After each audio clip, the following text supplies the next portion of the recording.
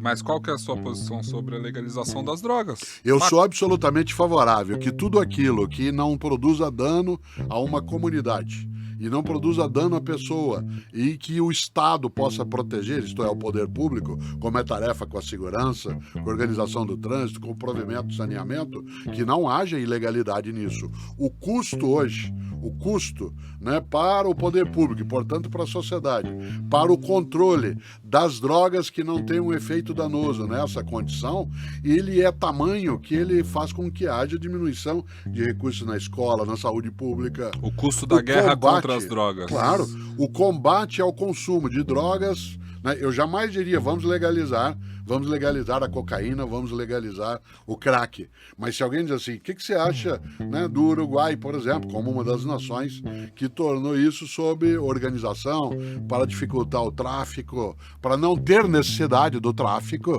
eu diria, claro. Da maconha. Da maconha. O nosso país não tem, né, e deveria tê-lo. Nós temos, sim, né, um nível muito forte de moralismo nessa questão que eu não tenho.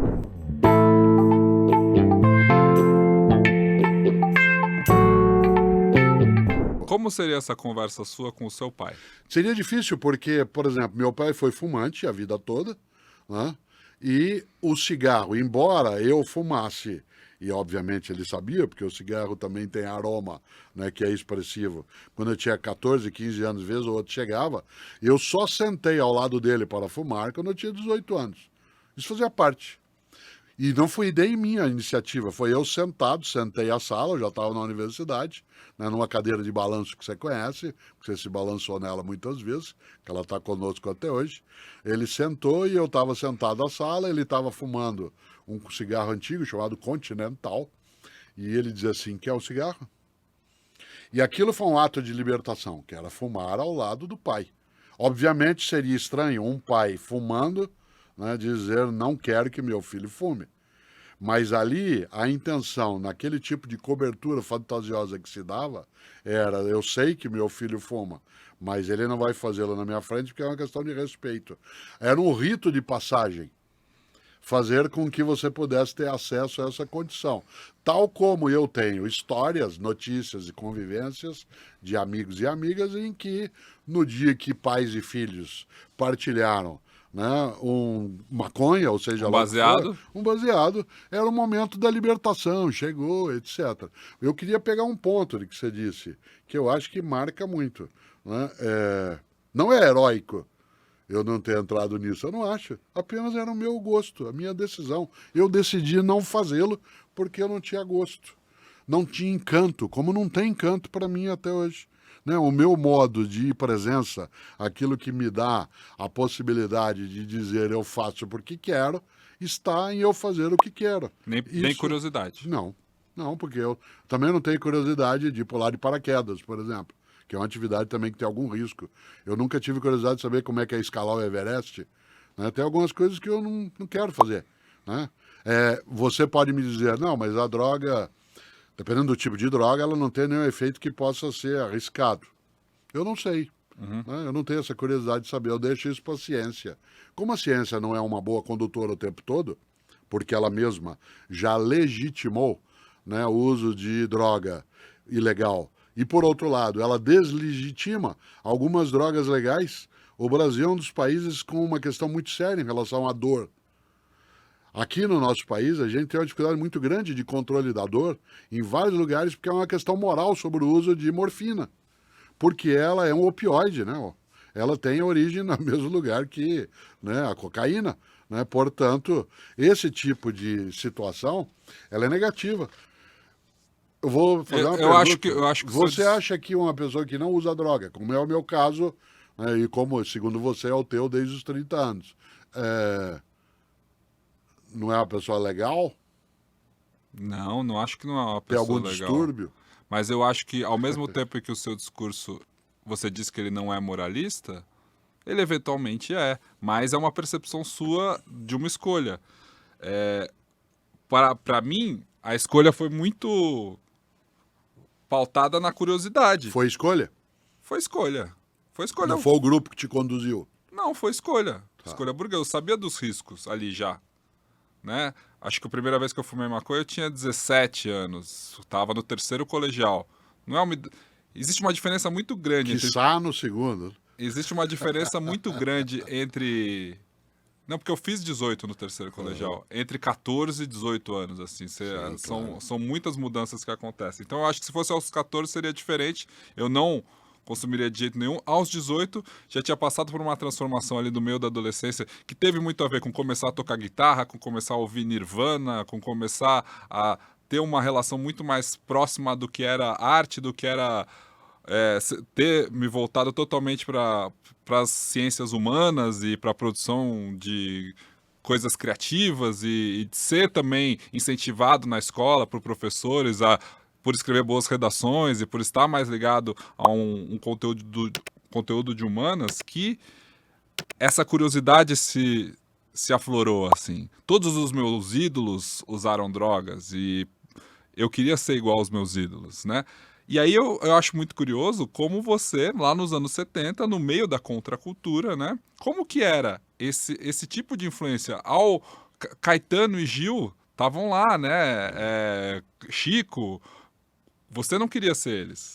Não, não, o que eu queria era a arte que eles produziam, eu queria aquele ambiente cultural que trazia a reflexão sobre o coração e o mundo, eu queria a ideia de reinvenção política da convivência, mas de modo algum, né? Eu fiz, por exemplo, o último ano do ensino médio, na época chamado colegial, né?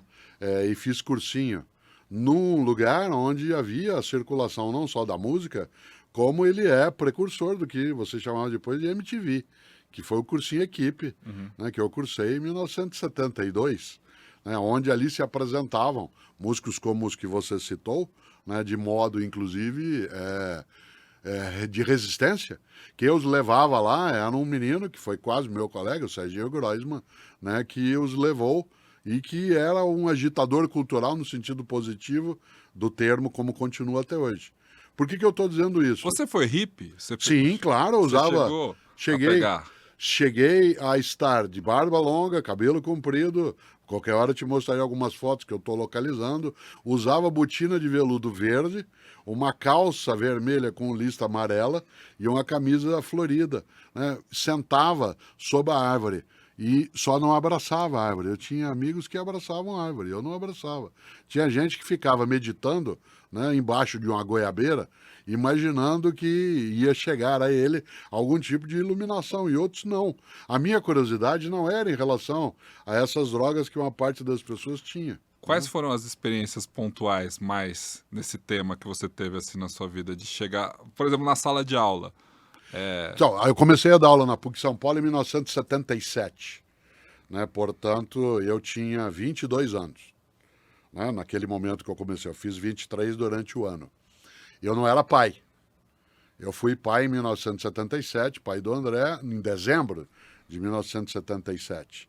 A ideia de ser pai, quando ela chegou, me deixou ainda mais distanciado dessa questão, porque o meu foco de vida não é que eu temia que o uso, né, de qualquer droga ilegal ia me desviar da tarefa, mas ele ia tirar talvez a minha energia. E isso não é um fato decisivo, porque eu tenho vários amigos e amigas que também foram pais ou mães jovens como eu, e não tiveram essa questão. Mas acho que seu pai te deu um senso de responsabilidade que você não estava mais tão aberto à experimentação. Mas não é. A minha experimentação, ela se dava em outras áreas. Né? A experimentação de ler algumas coisas que eu queria ler, de conhecer alguns lugares. Eu decidi que eu queria conhecer o meu país de ponta a ponta, que eu iria a todos os lugares, que antes dos 30 anos de idade eu teria ido a todas as capitais brasileiras, como eu fui. Essa era a minha curiosidade. Esse era o meu modo. Né? Por exemplo, tem coisas que eu nunca quis experimentar, em termos de consumo de comida, de produto ou de lugares. Né? Eu não tenho encantamento. Eu gosto de me aproximar daquilo que encanta. Quando eu estava, você falou das experiências mais significativas, muitas vezes a gente estava numa viagem da comunidade mais local, que queria viver o mundo mais hippie, estava dentro de uma Kombi, todos dentro de uma Kombi, né? E eu não precisava ser um consumidor de maconha. Bastava eu respirar naquele ambiente. Você entrou nessa Kombi, então? Várias vezes, claro. Né? Se cantava, né? Se cantava, gritava. A minha geração encontrou algo que era a questão da sexualidade mais liberta. Sexo não era mais sinônimo de gravidez indesejada. Ele poderia ainda ser, né, daquilo que é o ICT, das doenças hoje, né, transmissíveis, mas ele não era sinônimo de gravidez indesejada. Será um risco na tua geração, né, por conta do HIV a partir de 82. Ora, várias vezes em situações que eu estava num show, eu nunca me esqueço um dia, né, em que eu fui a uma apresentação do Rick Wakeman, né, que foi tecladista de grandes bandas, entre elas o Yes. Eu estava no estádio, né, da Portuguesa de Esportes de São Paulo, no Canindé. Né, eu acho que, exceto eu e mais 10 pessoas à minha volta, né, havia ali, não havia necessidade de se liberar fumaça, né, no palco para as coisas, mas esse tipo de circunstância contava, inclusive, não com a anuência, né, da força de segurança, de garantia da lei, mas uma certa complacência. E conta até hoje. E conta até hoje. Se você observar, há consumo, né, de drogas ilegais, inclusive em estruturas que têm a tarefa de cuidar para que isso não aconteça. Né? Alguns dizem que em vários lugares, né, que se você olhar na Segunda Guerra Mundial e depois na Guerra do Vietnã, o próprio aparelho de Estado oferecia drogas, entre aspas, ilegais, para que houvesse a possibilidade de suportar aquilo que estava se vivendo. A droga como escape e não como fruição. Portanto, voltando ao que você disse, a droga como remédio. Mas você, entre milhões de pessoas que você poderia encontrar na vida, você encontrou alguém que não tem esse encanto. Eu não sou melhor, apenas eu não gosto. Só isso. Você falou Como eu não rapidamente. gosto de giló também. E tenho dificuldade com coentro. Você falou rapidamente sobre o uso de morfina no tratamento e a ciência evolui cada vez mais para pesquisas com psicodélicos, que foi algo que foi culturalmente abandonado a partir dos anos 60, porque a contracultura absorveu os psicodélicos como parte, né, da criação e da produção de arte, mas que agora, né, no século XXI, foi retomado e que diversas pesquisas mostram que elas podem ser usadas para minimizar sintomas de ansiedade, de depressão e até ajudar nos cuidados paliativos de doentes graves. Por que a gente ainda tem essa resistência e todo o seu discurso é baseado num racional, assim? Você é muito racional, né? Sim, sim. Continuarei sendo. Então, eu sou tão racional que eu sou completamente a favor que a ciência faça isso. Que a ciência usa os psicodélicos no tratamento. Sim, claro. Não é a ciência coloca ao nosso serviço aquilo que é a capacidade de investigação no mundo da química, né, de modo que você diminua o sofrimento, você acelere o processo de melhoria. Não há a menor razão para que não se utilize coisas que estejam, inclusive, sob controle. Você diz, mas é a mesma droga. Não, primeiro que em relação à cannabis, o princípio ativo, né, para as crianças e adultos que usam para o controle de alguns distúrbios, algumas síndromes, não é o mesmo do uso recreativo. Né? Aí mesmo que eu fosse, isso é indiferente no meu caso. Né? O que eu não desejo é que quem tem necessidade de um fármaco não tenha acesso a ele. Você pode dizer, e é Mas verdade. O que é necessidade? Necessidade para você não ter dor, para você não ter sofrimento, para você não ter angústia, não ter desespero. Eu não sou alguém que tem esquizofrenia. Eu não sou alguém que tem distúrbio bipolar. Se eu fosse e eu precisasse de droga que me tirasse do sofrimento, eu não tenho dúvida. Né? Não só que eu usaria, como que eu procuraria. E se eu usaria, por que eu não posso fazer com que outras pessoas tenham acesso a isso? Né? Portanto, a ideia do remédio como forma de diminuição do sofrimento é uma piada antiquíssima, você não pegou porque isso está fora da tua geração, você não era nascido. Né? Em 1975, morreu o ditador espanhol Francisco Franco. Décadas de domínio na Espanha, produzindo um horror. Pois bem, nos últimos meses dele de vida, ele estava muito adoentado, os médicos dele decidiram que iam administrar morfina para diminuir a dor. E uma das piadas que circulava, porque contra ditadores as piadas elas são múltiplas, era assim, que ele disse, eu não quero morfina, porque eu não quero ficar viciado. Né? Mas ele faltava poucos dias para ele perecer. Pois bem, será que alguém que vai usar morfina de modo de cuidado paliativo, tal como a gente usa... Ou psicodélicos. Ou psicodélico, ou uso dos princípios ativos da maconha, da cannabis, do canabidiol, será que essa pessoa poderá ficar viciada se o efeito colateral, tal como acontece com outros medicamentos, é esse? A ciência vai ter que lidar para diminuir ao máximo o dano. É a teoria de redução de danos. Por isso, o meu racional, que você identifica, ele é um racional que me deixa tranquilo. Isto é, eu não sou avesso a que alguém faça uso de algo que não fará mal a ela e a outras pessoas. Se a legislação ela é contrária a isso, dado que ela admite o uso do álcool, né, ela admite que haja a presença de substâncias que a gente ingere, que nitidamente fazem mal para nós, nos alimentos, os conservantes, etc., isso é um defeito. Isso não é aquilo que me chama a atenção de que então é hipócrita, então tem que valer tudo. A presença da hipocrisia não é, para mim, no campo moral, a licença para o relativismo. Então, se pode isso, pode qualquer coisa. Claro que não. Nós não temos estrutura ainda para fazê-lo de modo imediato, mas nós temos estruturas, tal como se vem fazendo, com a diferenciação entre o consumo, em relação à quantidade de gramas que se pode ter na alegação, uma discussão que vai se fazer em breve, né, e está sendo feita. Será que eu posso, para consumo próprio, eu plantar? Né? Ou será que eu posso ter acesso a uma... Eu vou usar um termo que pareceria até engraçado, a uma unidade básica de saúde para algo que eu desejo, tal como eu vou, olha só, tal como eu vou comprar uma bebida alcoólica, nos Estados Unidos da América do Norte, uma das legislações mais liberais e mais moralistas da história recente, você já viu, porque você vai com frequência, que você até compra bebida num lugar onde spirits sejam vendidos, mas você não sai com ele à mostra. Você tem que colocar dentro de um saco de papel. A nação que mais abre essa discussão, ela não permite, na maior parte dos estados, que você saia de uma loja de bebidas com a bebida à mostra.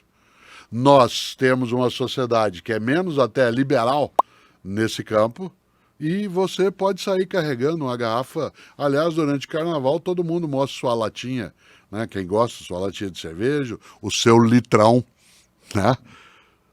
Olha as imagens, né? A loja que vende, ela não admite. Você tem um determinado tempo em algumas nações, eu nunca me esqueço que quando eu estive com algumas atividades na Suécia, né, em 1990, você quer uma sociedade mais liberada no campo da sexualidade, do convívio do que a Suécia? Pois bem, era proibido beber bebida alcoólica, atenção, era proibido vender bebida alcoólica antes das 17 horas. Na Suécia? Isso. Segundo, no final de semana você tinha uma liberação da cerveja até determinado nível de graduação alcoólica. Terceiro, o poder público se organizava para que gente que consumisse drogas legais ou ilegais não ficasse largado. Então, Estocolmo, por exemplo, que é uma série de ilhas, havia alguns navios do poder público da área de saúde para que você, ou eu, saindo de um bar ou de uma balada, bêbado, que eu não fosse para casa e desse uma despesa imensa depois, com uma colisão, com passar mal, chamar o resgate para me pegar.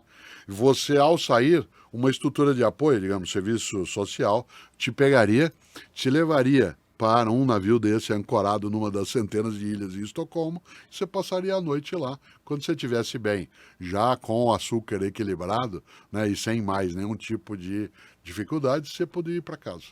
Ora, assim, os caras estão incentivando o álcool? Não, eles estão fazendo com que haja uma redução de custo social de algo que é uma decisão individual. Vocês mas o cara bebe porque ele quer, né? Sim, porque ele quer. E se ele quiser beber e não fizer mal para nenhuma outra pessoa e fizer mal para ele, mas ele puder ser protegido pelo poder público, a sociedade pode se organizar desse modo. Voltando ao teu ponto para não distanciar. Será que eu sou favorável a que haja legalização, né, do consumo de maconha, de cannabis? Sim, eu acho que esse é um passo que economizaria muito. Será que do uso de maconha a pessoa pode derivar para outras drogas, eventualmente? Por conta do convivência, do contexto, por conta de que aquilo pode, né? Porque os efeitos são diferentes, você sabe, eu não sei. Isso que eu vou dizer agora. Você sabe, eu não sei. Os efeitos são diferentes, pelo que me dizem, de você fumar maconha e você cheirar cocaína. O tipo de efeito sobre você, o tipo de envolvimento que você tem é diferente. Sim. Eu não sei.